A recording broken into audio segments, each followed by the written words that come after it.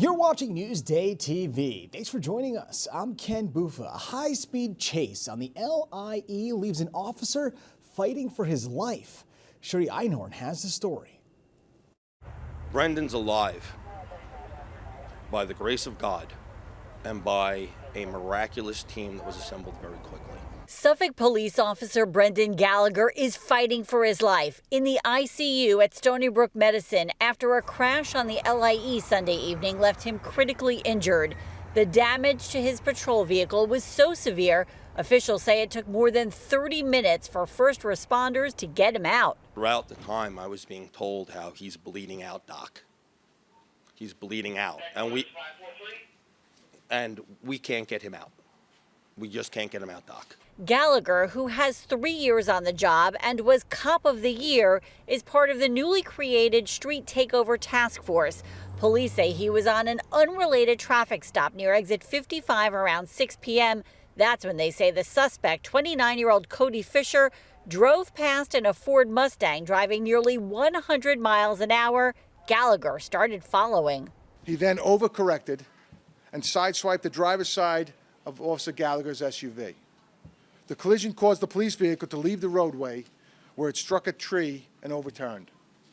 The Mustang also went off the road and struck a light post. Gallagher was airlifted to the hospital, where doctors say they operated on him for several hours. Meanwhile, here in court, a judge set bail for Fisher at $1 million. He's charged with assault and driving while ability impaired by drugs, among other things. His attorney told Newsday the cop was as aggressive as he was, but added the officer's injuries were a sad situation and he felt sorry for him. 2 years ago, Officer Gallagher survived a stabbing while on duty that landed him in the care of the same doctor at the same hospital where he's now fighting to survive. He's a tough young kid. He's got a great attitude, great personality, makes everybody laugh. He's a really, really good kid, and we're proud to have him, and hopefully he recovers and we get him back out there. For Newsday TV, I'm Sherry Einhorn.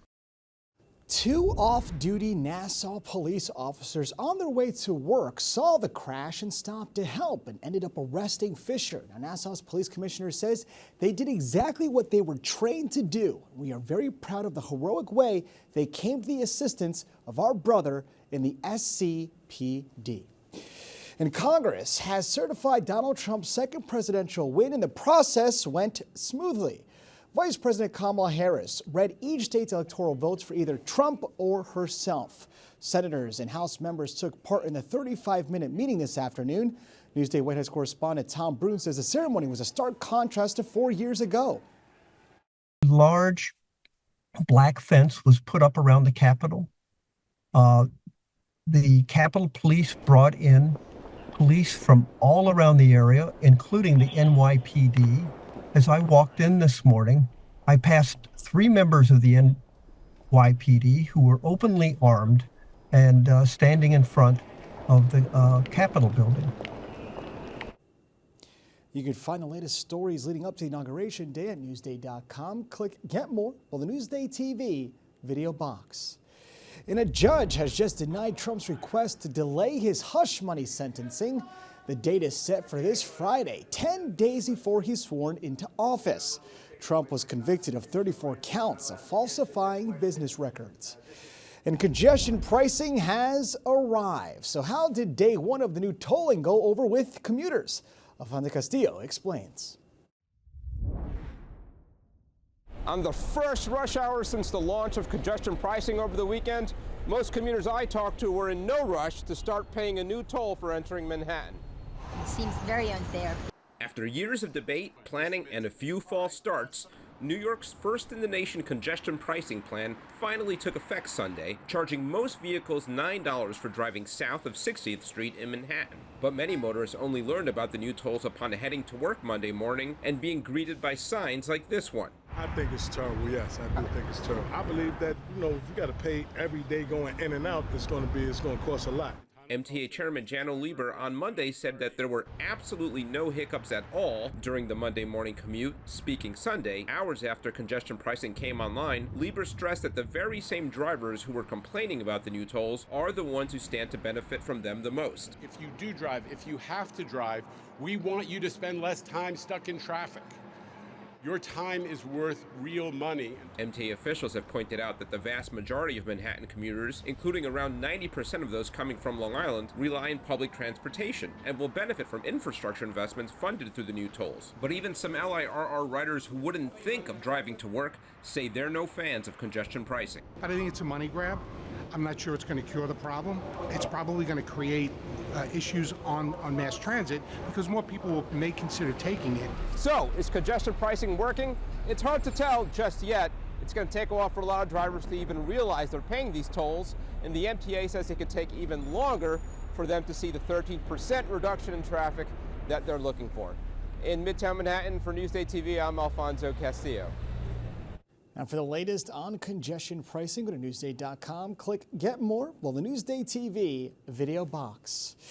In a Lindenhurst diner is closing after nearly 25 years in business.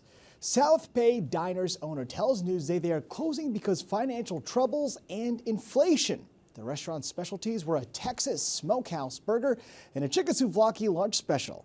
This is the second long-standing diner in Lindenhurst to close recently, with the Linden Crest Diner closing back in August.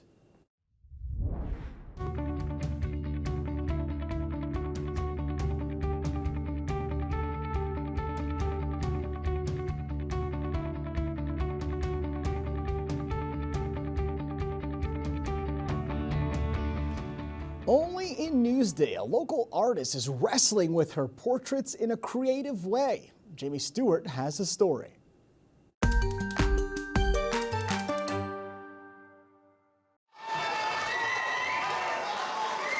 Professional wrestling. It's not for the faint of heart. It can be pretty gory and pretty artistic. Surprisingly, one of my favorite things to paint. I just think it's so cool with all the different tones of reds, and then you have the highlights, and it really challenges your ability to make something look realistic.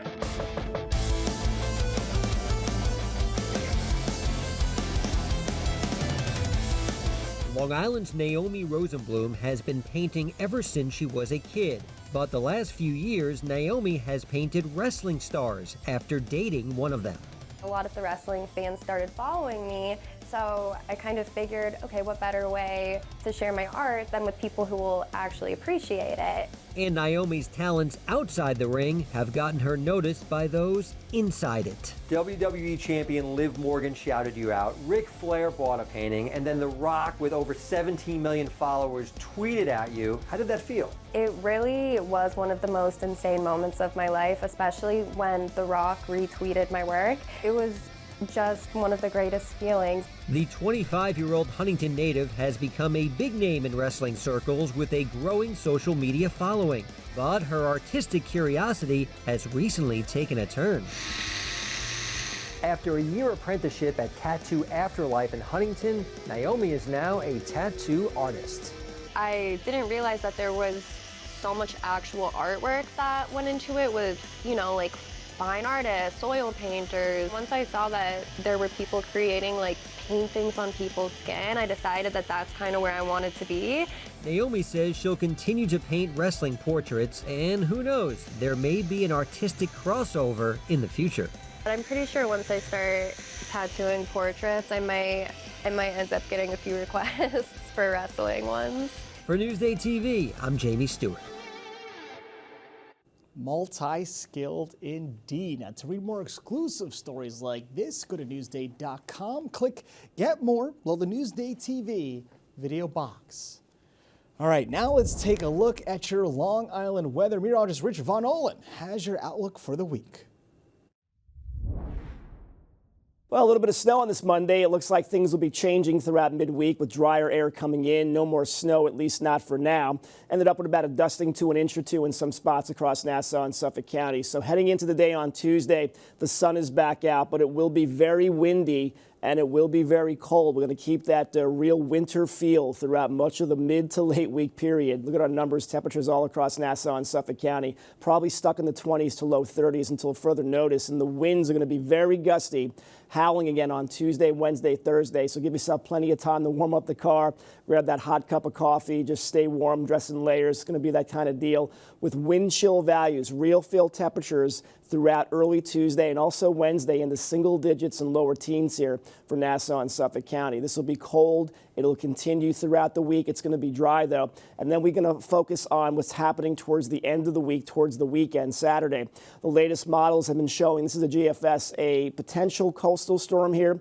We've been watching this day to day, and a little more consistency with a pretty good shot of some snow and some big weather across the eastern seaboard for Saturday night going into Sunday. Now, if this trend does continue throughout the week, it's going to be a little interesting on Saturday with the potential for some big-time snow, but things could change still. It's still very early. By about Wednesday, I think, or into Thursday, we'll have a better handle to see if we get consistency between the models on where this storm is going to track. But just for now, be aware. If you have some stuff, travel plans, anything for Saturday night into Sunday, just really keep in touch with the forecast as things could change, and it could be a storm going into the weekend. So temperatures throughout the week stay in the 30s, very cold. There's chance of precipitation on Saturday, likely to go up based upon the latest models. So we are seeing, again, a storm that could be pretty impactful potentially for Saturday. Overnight, we got some 20s. We got another cold but dry day. You got plenty of time to prep this week. Tuesday, Wednesday, Thursday, and Friday if you have some plans for the weekend. But we are going to keep a very close eye on that. Stays cold, icebox weather, very chilly throughout the week until Friday. And then we'll watch that storm very carefully coming into Saturday.